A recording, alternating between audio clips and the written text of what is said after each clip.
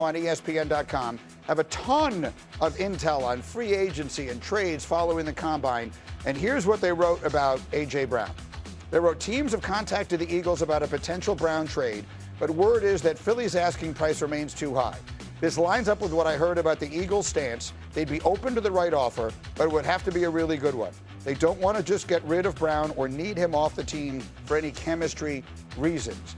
That's from, again, Graziano and Fowler on ESPN.com. That piece was from our buddy Dan. Peter, help us with this. What are you hearing about Philadelphia? What should we be expecting? Howie Roseman's phone line is always open. Howie was only down there in Indianapolis for about 36 hours, but I will tell you that he spoke with all the agents, and you get a feel for what they're talking about. And A.J. Brown is firmly a part of the Eagles' future plans. However, this time of the year, Howie Roseman is your king wheeler dealer. So if you want to blow him over with an offer, you can certainly make the offer.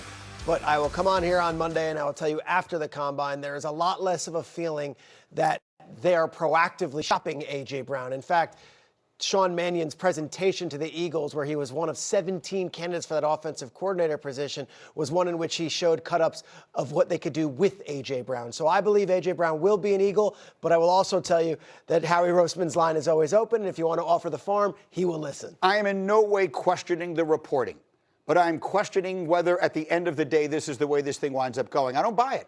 I mean, A.J., if we're going to look up disgruntled in the dictionary, there's going to be a picture of a wide receiver reading a book on a sideline. I know they won the Super Bowl that year, but things run their course. There's no way in the world that relationship is working. I don't care what anybody says. This is not about how good a player he is or isn't. At the end of the day, I still believe, at minimum, I believe it would be in everyone's best interest for him to start over someplace else. Tannenbaum. Greedy, completely agree, and I'll give you two win-wins. First of all, you go to Buffalo. The owner came out and said, we are going to get another receiver. They have the 26th pick in the draft. If I'm the Philadelphia Eagles and I could trade A.J. Brown for the 26th pick, I would take his money and make sure that we extend Jalen Phillips, a great trade they made last year, who played really well for them. And then go draft Omar Cooper. There's going to be a lot of receivers that could draft there. You talk about Doc connecting. How about Mike Vrabel with New England? They're desperate for an outside receiver. 31st pick in the draft. Reunite him with A.J. Brown from Tennessee. So I agree. 4 great years with the Eagles. If I'm the Eagles, I'm shifting that money from the wide receiver position to Jalen Phillips, and then I'm going to draft a receiver at the bottom of the first. A big part of that is, what do the Eagles believe Devontae Smith is? Is he a number one? That's a big part of this, because it's a significant hole you would create in your football team as far as ability to play. Now, Devontae Smith, in the last 2 years, when A.J. Brown has not been available, 14 yards per catch, 9 yards per target, 3 yards per route. That's a number one wide receiver as far as statistical performance. There's just not a big body of work that Howie Roseman can sit there and say, I know it. There's a lot of indications that he is, but it's easier said than done. And so I understand, like, we're greater because of the subtraction thought process.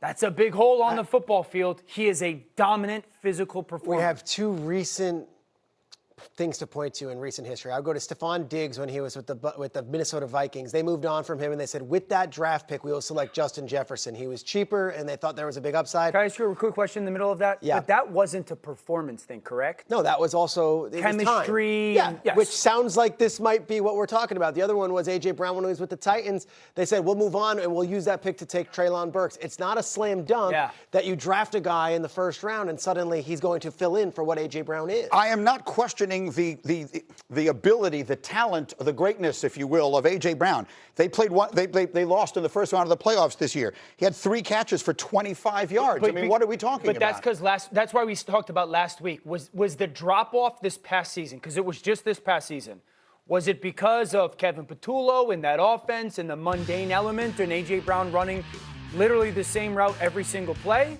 Or was there something else? Is A.J. not the dominant player anymore? Is the chemistry and connection with the quarterback? You hear a lot of rumors out there. Is there truth to them? That's what they have to kind of determine. There's another axiom that applies here. I'd rather trade a player too soon than too late. He's right at 29. Probably has a couple more good years at that level. If I'm Philadelphia, the way they drafted, I understand they're not perfect. Nobody is. But there's so many good receivers in this year's draft. I would be proactive, and I would shift his money to the defense, keep that defensive line strong, And again, Devontae Smith, I know Goddard's up. Maybe they re-sign Goddard. With Saquon, that's still a really good skill group. We live in a world right now where 5 or 6 receivers get drafted in the first round every year. Yeah. And you know what else happens? 5 or 6 more get drafted in the second round. Yeah, right. There might be 20 taken in the first 3 rounds this year. Yeah, there's a never-ending stream with the way college football is of super talented wide receivers coming into the league. And you know what? The best trades are the ones that work for both sides. You don't have to try and it doesn't have to be a winner and a loser. Right. This might be a deal that winds up working out well for both sides. Coming up, the San Antonio at 4 o'clock Eastern time. Meanwhile, on Friday, the Cowboys placed their franchise tag on George Pickens. That's no surprise. It gives him a guaranteed salary of just under $27.3 million. After finishing last year below 500, Jerry Jones told reporters at the Combine that he has every intention of doing something differently this offseason from the way he's always done it in the past. Listen. I would bet that we will spend more money in free agency than we have. I look at where we are with Dak, and I look at where he is in his career, and I look at some of the pluses that we have on our front and what we think we can do there and what we can do with Pickens and Lamb and what we can do with our running back that we just signed.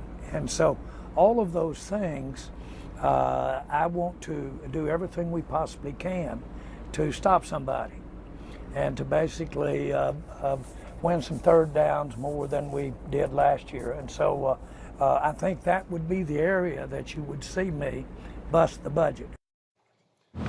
Bust the budget, says Jerry Jones. Who is it that made the analogy this morning on the call? It's like Dad has just said, we're going to go out to an expensive restaurant. We're going to finally spend some money. We've been waiting and waiting. Is this about to be a transformative offseason for Jerry Jones and the Cowboys? Greedy, they're certainly on the precipice of it. And let me tell you why. They have 2 first-round picks. They have a lot of different levers they can pull on the salary cap. Adam Schefter tweeted about it. It's from Dak Prescott all the way through CeeDee Lamb. There's about 5 or 6 guys. They could create a massive amount of room. So if you think about urgent needs that they have, pass rusher, corner, they could certainly create the room to go get a Trey Hendrickson and then go draft a corner. They have a championship offense. If they're middle of the road on defense, guys, they have a real chance. So we were talking about whether their window was closing. We talked about that a lot lately. Dan, what do you think of that window? I really think a new window is starting. If they hit this offseason the right way, I firmly believe that less than 5% of the money that the Cowboys have presently allocated to their team is spent on free agents.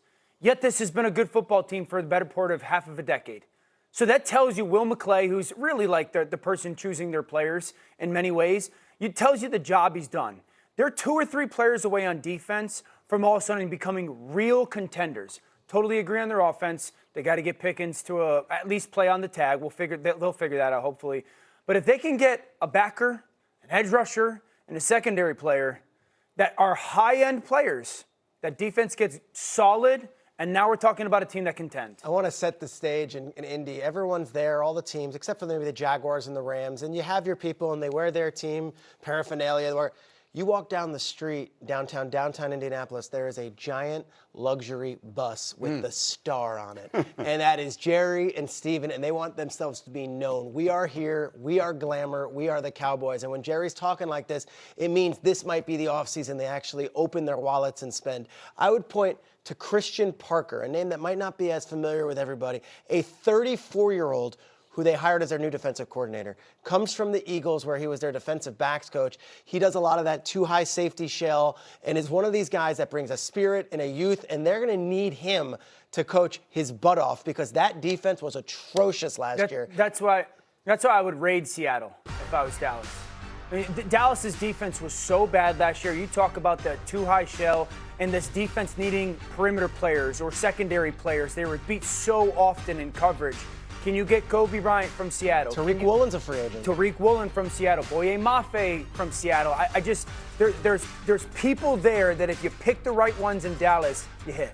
Okay, so we've got that side of it. Jerry Jones says he's going to spend money. We'll see if they can redo the defense. There is also this lingering issue on the offense. Is the George Pickens thing going to be simple to get accomplished? It'll be impossible, Greeny. If you said, I'm saying the date of September 1st, I'm taking later, and here's why.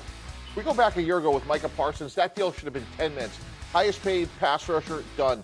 This deal is going to be like Dallas saying, hey, T. Higgins is at $28 million. We're going to make you the highest paid second receiver. He's going to say, absolutely no way. Look at my production last year. I am a number one receiver. This deal is impossible to get done. And I'm telling you, we're going to be talking about it September 2nd, 3rd, and 4th. Well, hold on. So you tell me it's impossible to get done. Does that mean he's not going to play? Like, what does that mean to you? That's up to him then, right? Yeah, I think what happens, he, like most franchise players that are disgruntled, he'll show up the Tuesday before opening day so he doesn't miss a paycheck. But I just don't see a long-term deal getting done because they're not going to pay him as a frontline number one receiver, which is what he's going to want. That's a problem for Dallas. Like, that totally changes everything because if he's going to miss this whole offseason and then training camp, we know what that looks like. We know the player's more than likely going to get injured and some soft tissue, God forbid. He's more than likely not going to produce the same way. And so if you're Dallas, I understand the impossible thing, but if you're Dallas, you can't throw away this year. This is a really important year. There's a window that But there's nothing in their DNA over the last 10 years, going back to Zeke Elliott, that says they're going to be proactive and aggressive with their own guys. Not to mention the fact that I'm not sure it makes sense to give George Pickens a top-of-the-line contract when you need to redo your defense and you have C.D. Lamb.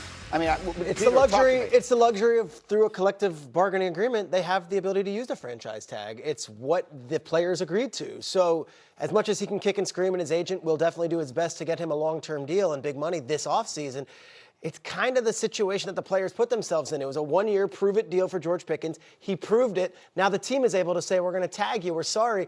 Is he going to miss all those paychecks this summer? You think that's the wisest thing if you're George Pickens, especially if you want to hit free agency next year? Can someone trade for him?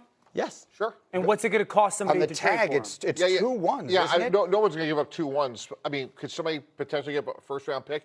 I doubt it, given all the receivers in this year's draft. But is that a possibility? Absolutely. There's also the reputation of George Pickens, which is unfair to him because last year he actually went for 1,400 yards and was the best player on the Cowboys team. But there's this reputation that let's see it when the money's not dangling in front of you. Let's see it when the carrot's not there. Of course, he has the history and why he was traded for a third-round pick by the Pittsburgh Steelers. So we'll wait and see. So again, for the Cowboys, there's always a little bit of drama circling around the otherwise good news. And then there are their rivals.